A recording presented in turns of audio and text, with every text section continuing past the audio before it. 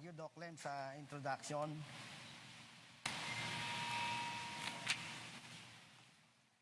Noon pong Easter Sunday, nandun po ako sa bundok ng Florida Blanca, Pampanga. Doon po ako nagsalita. At ang aking audience ay mga katutubo. Yun po ay malaking hamon sa akin. No? Dahil kalahati unang kongregasyon ay no read, no write. Kaya ako'y nagsalita sa local language, Kapampangan. Sino po ba Kapampangan dito? Ayun, si kapatid na Mon Torres, may pinagsamahan kami ni Mon Torres. Maya po nga ba kayo? So wala po akong choice kundi magsalita sa Kapampangan dahil yung mga ita po ay Kapampangan ng lingwahe. 5:30 ho yung Easter Sunday service. Dumating yung mga katutubo ay 6:30 na kasi naglalakad sila eh. Kilometro po yung lakad. So ako'y kailangan maghintay, no? Kaya tirik na ho yung araw nung ako'y magsalita, no? Pero po rin ang Panginoon, ako'y masaya nung maihatid ko po yung mensahe dahil ang mga taong ito, namatay din si Kristo para sa kanila, no? So somehow, ganun pala ang pag-ibig ng Diyos, no? Pag nadamo yung pag-ibig ng Diyos, kahit sino ay kailangan makarinig ng salita ng Diyos. So, noon pong last Sunday, ako naman nag-speak sa aming home church. No? Sabi ko, kumusta po kayo? May pagmamahal pa ba sa inyong pamilya? O mga bilihin na lang ang nagmamahalan? Tapos sabi ko, hindi mo natin problema yung pagmahal ng bilihin. Hanggat nagpo-provide ang Panginoon sa atin. Problema niya yun. Kahit maging 1,000, 1 litro ang gasolina, kung nagbibigay na patuloy ang ating Panginoon, tuloy ang buhay. Di ba? Pero wag naman sana maging 1,000. No? Pero kung kayang ibigay, kaya pa rin ho. Hindi ba? So, ngayon po umaga, pag-uusapan natin yung ating Diyos, yung ating Panginoon, yung ating kinikilalang manlilikha ng buong sanlibutan. Doon sa passage na binasa natin, Jesus is called the ultimate high priest. Ano na ba? Yun. Bakit yun, no? Sa buong libro ng Hebrews, the author highlighted the superiority of Jesus Christ's priesthood, embracing its absolute effectiveness in our atonement. No? In the Old Testament accounts, the Levites serve as priests, and their primary role is to be a mediator between a sinning person and God. So ang high priest, basically, ang mga pare, tagapamagitan yan. Kaya tawag natin kay Kristo, He is the mediator between God and man. No? Ano po sa mediator, sa kolokwyal na pananalita? Sabihin natin, una, padrino. Di ba? Narinig nyo na yung salitang padrino. Pag may padrino ka, panalo ka. No? Yun. Pero wag lang natin gagamitin sa katulad ng nangyayari sa ating bansa ngayon. No? He is the go-between person. Tagapamagitan. Eh. No?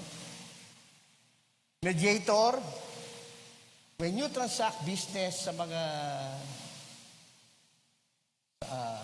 sa opisina, no, sa gobyerno, ang tawag sa kanila fixer. Ako, negative naman yun. Diba?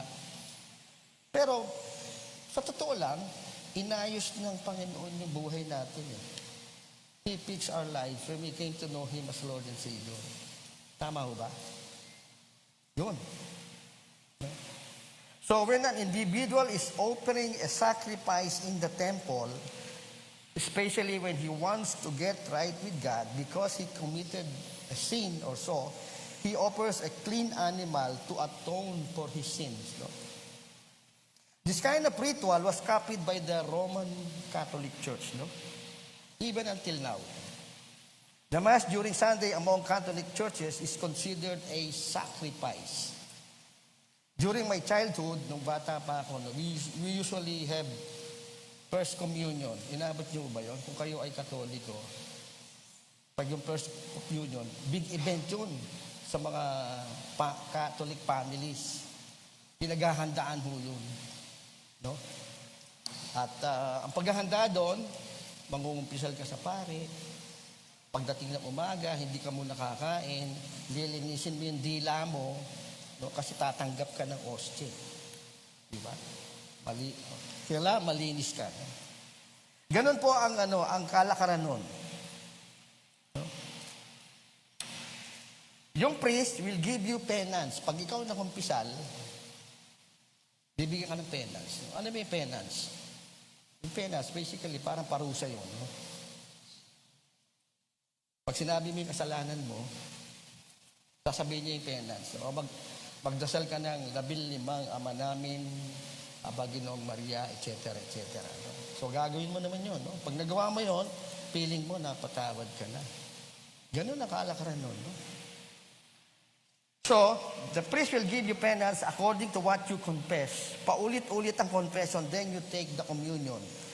Now, the ultimate expression of atonement was done by God, the Father, to our Lord Jesus Christ. In the book of Hebrews, the author emphasizes the role and purpose of our Lord and Savior Jesus Christ. So let me share the passage. So basically, yung Hebrews at saka yung Leviticus, pareho lang po ang tema. No? Sa Leviticus, ang tema ron ay holiness by obeying the law. In Hebrews, ang tema ron ay Christ-likeness, no? The centrality of Christ in our lives. No? So dito po sa ating, saan yung aking,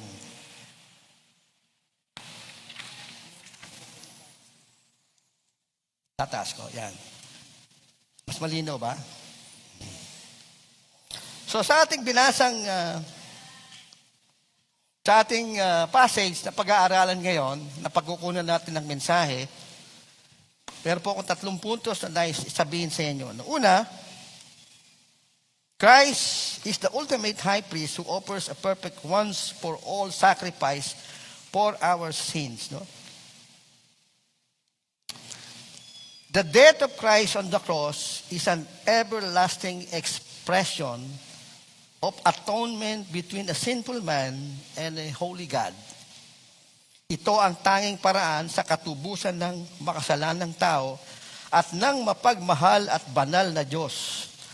Ang tawag doon ay substitution. No? Ang pag-ako sa kasalanan ng tao ng isang banal na Diyos na inihain ng isang walang kasalanang Kristo upang burahin lahat ang ating mga kasalanan. Inarbor niya.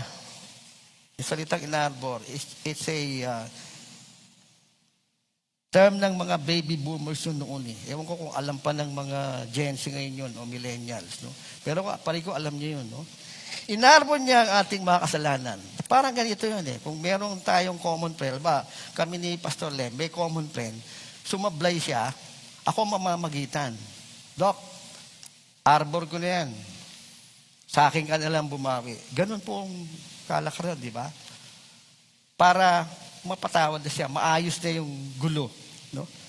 So, inarbor niya ang ating mga kasalanan sa halip na tayo ang hatulan. No?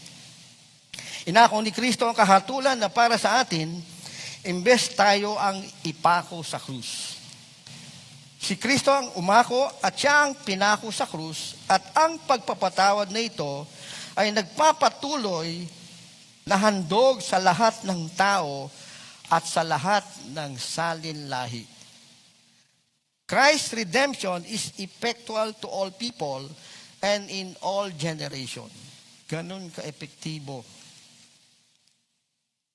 ang ginawa ng ating Panginoong Jesus. At yun ay nadama ng bawat isa sa atin na kumilala kay Kristo na ating Panginoon at tagapagligtas. When Christ was hanging on the cross, the curtain was torn. No? Tatandaan niyo yung kurtina na hati sa dalawa. It was divided in the middle. Siguro napanood niyo yung Jesus film. Habang si Kristo ay nakabayubay sa krus, yung tilon sa templo ay nahati. Ano ibig sabihin nun?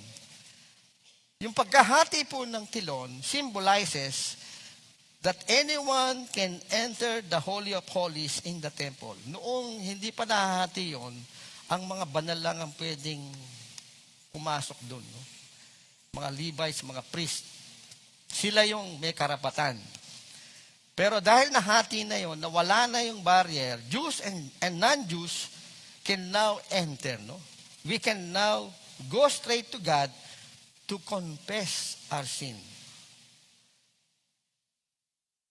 Kaya nga yung pagiging pari ng mga pari at tayo ay nangumpisal sa kanila, wala po sa Biblia yun. No? Alam ho natin yun. No? So this symbolizes our direct access to God. Yung pagkahati ng tilon.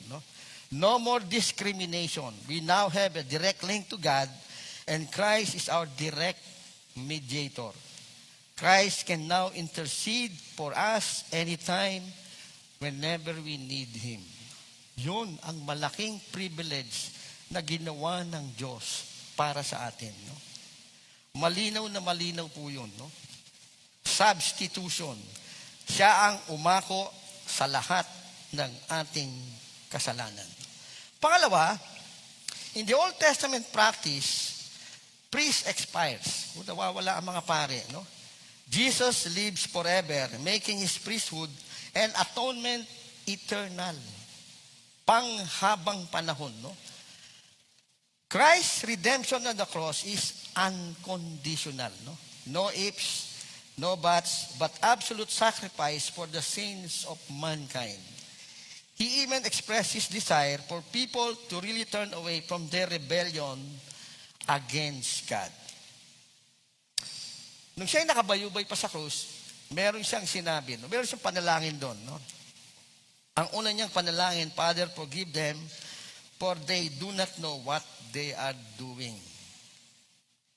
Si Kristo na walang kasalanan, ay siya pa ang kusang humingi ng dispensa sa Diyos para sa mga tao. Ang tawag doon ay reconciliation. So yung nangyari kay Kristo sa krus, that is injustice. The injustice that Christ suffered on the cross is justice for us. Tagalogin natin. No? Yung di makatarungang nadama ni Kristo dun sa krus ay katarungan para sa ating lahat. No? Para tayo manumbalik sa Diyos. No? So reconciliation, the process of being made right with God through Jesus restoring the relationship. Yan. So God took the initiative to make amends, to forgive, and to live in harmony with us. No? Now that we are reconciled with God, we have the power and strength to face life with confidence and live with God's promises because of the absolute forgiveness that God bestowed upon us. That's absolute relationship with God. Ang kanyang kapatawaran ay ating kalakasan upang ating mapatawad ang lahat ng nagkakasala laban sa atin. Hindi tayo pwedeng hindi magpatawad sa ating kapwa anuman ang estado niya sa buhay. Pero sa totoo lang, pag tayo ay nagkasala sa Diyos, dahil Kristiyano tayo, agad-agad tayong humihingi ng tawad. No? Pero pag kapwa natin ang ating naatraso, ang hirap humingi ng tawad. No? Hindi mo ba? Pero kung aalalahanin natin yung ginawa ni Kristo, sino tayo para hindi magpatawad ng ating kapwa? No? Dahil binigay niya sa atin ang lahat ng kalayaan upang tayo ay lumaya sa ating kasalanan. No?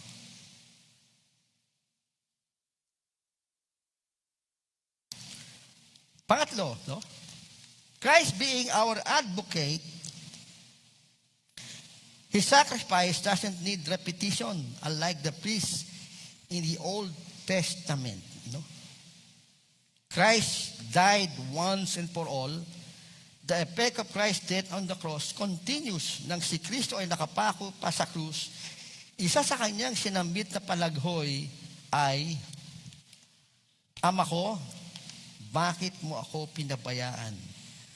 Why hast thou forsaken me? Sa pagkakataong iyon, kailangan tumalikod ang Diyos Ama upang matupad ang plano ng Diyos na kaligtasan sa sangkatauhan. Yung last 15 minutes ng pagkakapako ni Kristo sa krus is the most painful in the life of our Lord Jesus Christ. Physically, emotionally, psychologically, and more so spiritually. Literal po yun, no? Nung pabayaan ng Diyos ang ating Panginoong Hesus, kailangan niya pong gawin yon upang tayo ay hindi mapabayaan. God has forsaken His only begotten Son so that we will not be forsaken. Yun po ang nais ng Diyos. No? Kaya nung si Kristo, ang huli niyang sinambit,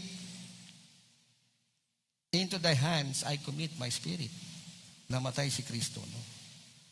Pero may nagtatanong, namatay ba ang Diyos? Kahit kailan po, hindi po namamatay ang Diyos. Ang namatay, yung katawang lupa ni Kristo doon sa krus. Kaya mga lasenggo, pag Biyernes Santo, hindi na umiinom kasi patay daw ang Diyos. No? Sabi ko nga sa kanila, dapat uminom kayo kasi patay ang Diyos. Pero babalikan ko sila, kailanman hindi namamatay ang Diyos. Because God is Spirit. Kaya nung huling sinabi niya sa krus, into thy hands I commit my spirit. So, ang Diyos pa rin ang dumamay sa Kanya. No? So, pagkakataon ngayon,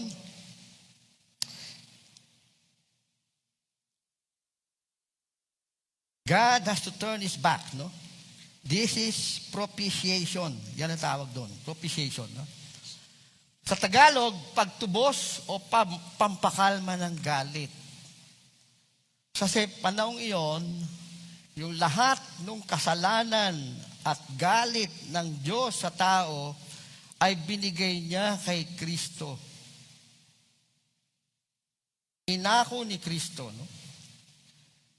Kaya nung si Kristo ay nasa Garden of Gethsemane, take this cup away from me.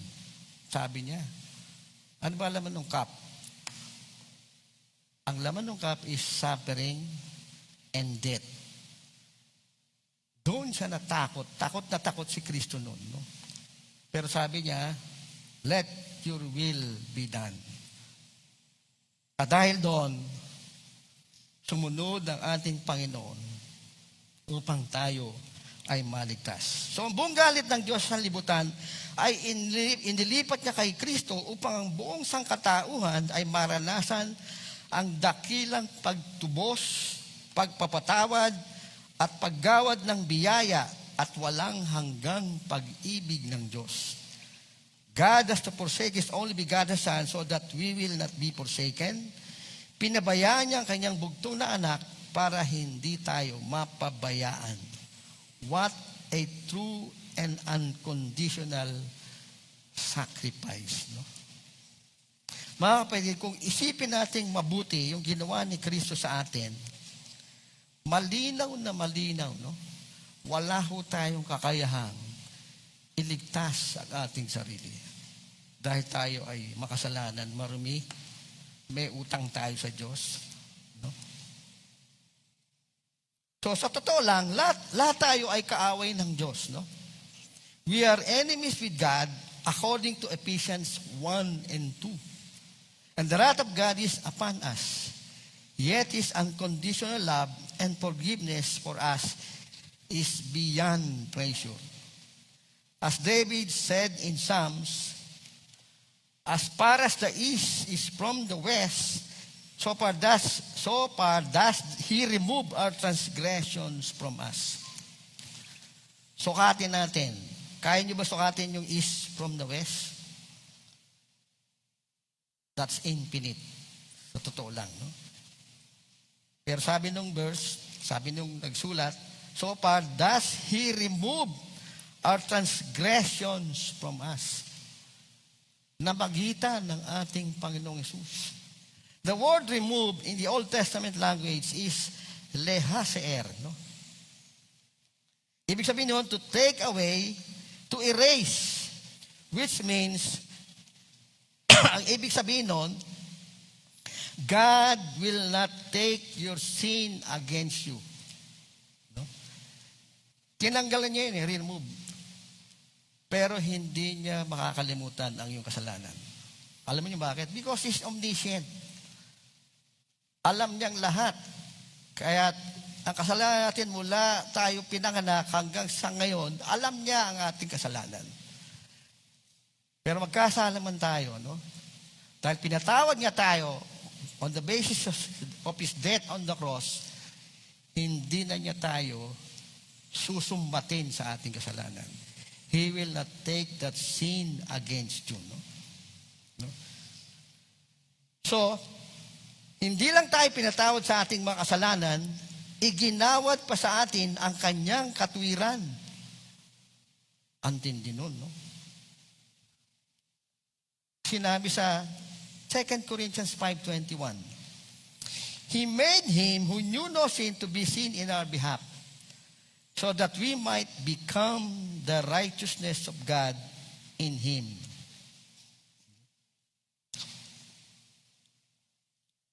So, tinanggal na niya ang ating kasalanan, binuran niya ang ating kasalanan, binigyan pa tayo ng katwiran. What a privilege, no? Kaya tayo ngayon ay may bagong identity. We are righteous. Positionally, we are righteous before God. We are declared holy. Alam ba natin yun? Yun ang ating pangunahing identity, no? Sa harapan ng Diyos.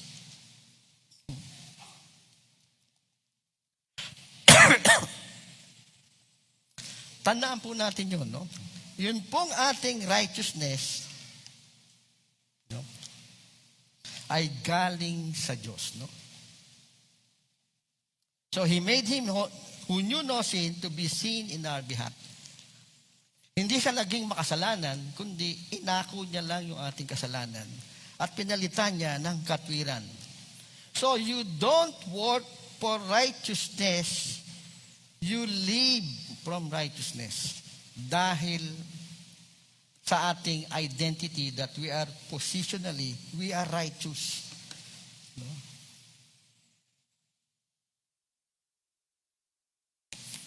Ngayon, meron mga pagkakataon na tayo ay kinukonsensya. Talaga bang napatawad na ako sa aking mga kasalanan? No? Ang gumagawa lang noon ay ang kaaway, no? Kaya, i-quote mo lang yung sinabi ng Biblia at akuin mo. Ano sabi na sa 1 John? Greater is He who is in me than he that is in the world. Sino ba ang nasa buhay mo, nasa puso mo? Si Kristo ba? Kung si Kristo ay nasa buhay mo, kaya mong labanan ang tukso at kasalanan. dahil you were declared righteous in the eyes of God. No?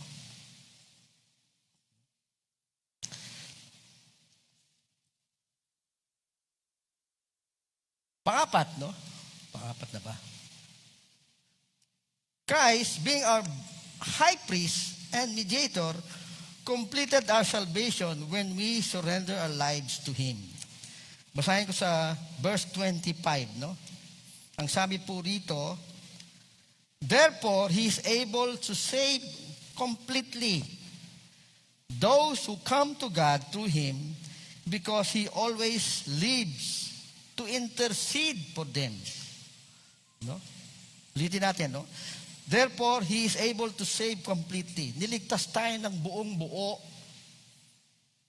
Lahat ng lumapit sa Diyos, dahil He always lives to intercede for them. Siya ay nabuhay para ipanalangin tayo. Yun ang panalangin ni Kristo sa John 17. Ang sabi niya sa John 17, that they may be one, just as we are one. He prayed for His disciples. No? Pinanalangin niya ang kanyang mga disciples. Kasama ho tayo doon. Hanggang ngayon, nananalangin ang ating Panginoon upang lahat tayo ay magkaisa. Nagkaisa nga ba tayo? No? Yes, nagkakaisa ho tayo.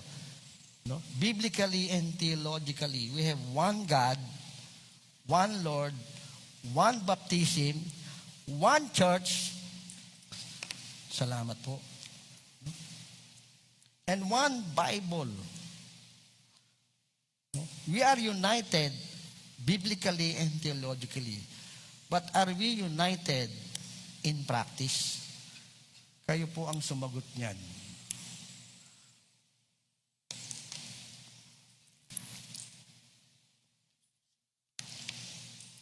Pero yung aking church, yung po aming church sa Caloocan, pareho ho ng FCF.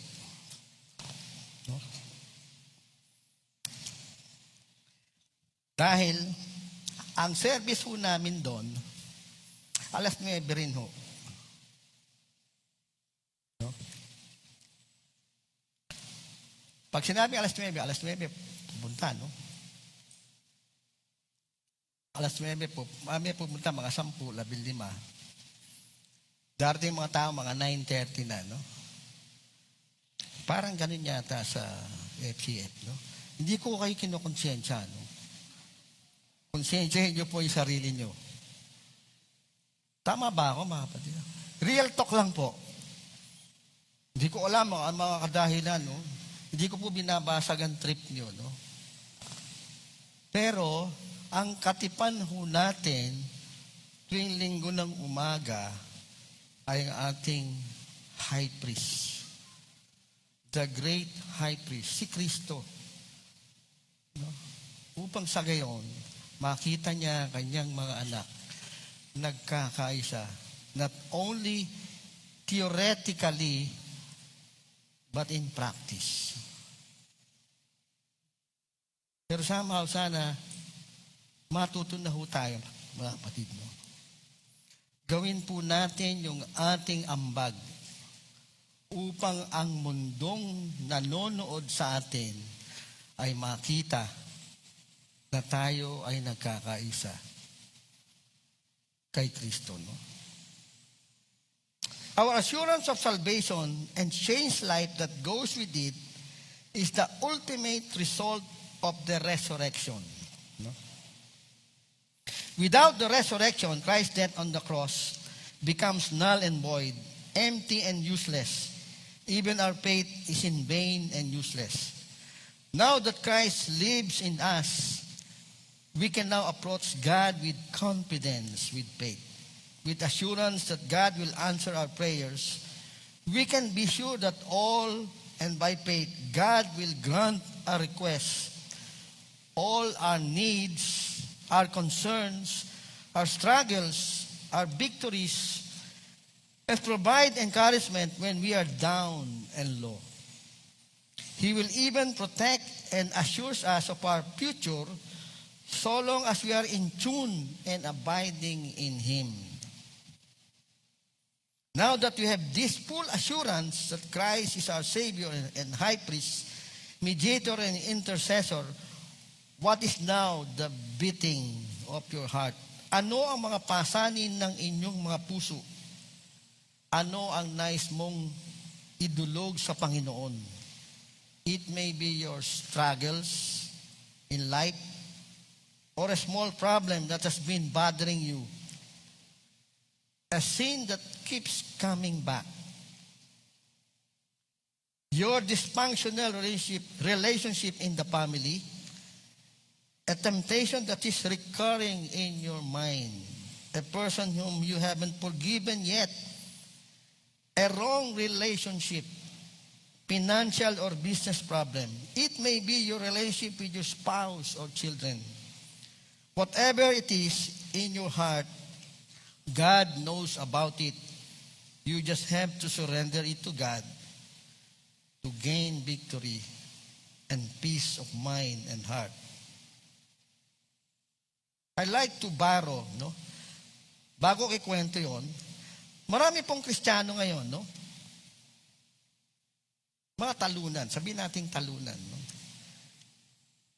If you're living a surrendered life with Christ, then you are victorious. However, many Christians are living a defeated life due to lack of knowledge. Isang rason ho yun. Kaya talunan pa rin ho sila. Ano ibig sabihin nun, no? Nais kong hiramin yung kwento ni Dr. Bill Bright, no? Siguro, marami sa inyo alam na to, no? Merong isang pasahero na bumili ng ticket papuntang Hong Kong. No? Yung ticket niya ay sa barko, no? Pagpunta ka ng Hong Kong at barko, siguro mga 2 days and 2 nights yun. Ganun katagal, no? So, ang ginawa niya, siya ay nagbaon ng kanyang pandesal at matamis na bao para maging Pinoy ang dating, no? So, noong unang mga meals, nag-almusal siya, pandesal at matamis na bao. Tapos, nananghalian siya, pandesal, matamis at bao. Naghapusan siya, pandesal at matamis na bao. Kinabukasan, medyo sawa na siya. No? Tumaas pa yung kanyang blood sugar, no? Tapos nakita niya yung mga waiter doon sa dining hall. Nagpapasan ng maraming lobster at saka steak. Sabi niya, gusto ko yun, no? Sana makakain ako nun. So, nung dumaan yung waiter sa harapan niya, pinahinto niya. Sabi niya, waiter, I'm willing to do what you want me to do. Maglinis ng deck, ng kitchen, etc. Para makuha ko lang, makakain lang ako ng mga masasarap na pagkain na dala mo. Sumagot yung waiter, di ba bumili ka ng ticket? Oo. Yung ticket mo, kasama yung pagkain. Ganon ang maraming Kristiyano, no? Hindi nila alam yung privilege nila bilang mga Kristiyano, no? Kaya nagkukumahog silang mag-struggle sa kanilang buhay. Hindi nila kinikilalang mabuti yung Kristong tinanggap nila. Kaya encourage yung mga kapatid, kung meron kayong life group, cell group, D group, kung anumang group ang inyong meron dito, sumali kayo. Ito yung mga taong nais makilala kung sino si Kristo sa buhay nila. At doon, magtatagumpay tayo sa ating buhay Kristiyano. Sa lahat ng oras, sa lahat ng pagkakataon. Nais ng Diyos na ang kanyang mga anak ay maging masaya, managana sa kanilang pamumuhay upang sa gayon, tunay tayong maging asin at ilaw ng sanlibutan. No? Sa kahulihan, sabi diyan, Nauna na kasi, hindi ko na binawil. Christ being our high priest, His atonement is complete. Kumpleto na ho yan. No? Eternal and assured for those who trust in Him. He can intercede for us in our behalf because He is our mediator, our advocate, our shepherd, our guide, our wisdom, our strength, and our Lord and Savior of our lives. Kapatid, talunan ka pa rin ba? O patuloy na nahihirapan sa pamuhay Kristiyano? Yung Kristo, the ultimate and great high priest, ay nasa iyo. Kilalanin mo siya ng gusto dahil meron siyang magandang pagpapala na nakaabang at nakalaan para sa iyo.